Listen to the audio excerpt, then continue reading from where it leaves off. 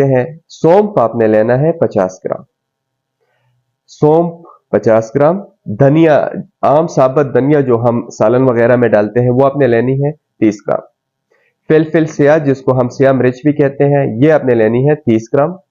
सब्ज इलायची जो कहवे में भी डलती है, वो लेनी है 30 ग्राम। उस्तुखदूस आपने लेनी है 30 ग्राम और मगज़ बादाम आपने लेना है 50 ग्राम। इन सब अज्जा को साफ करके ग्राइंड कर देना है।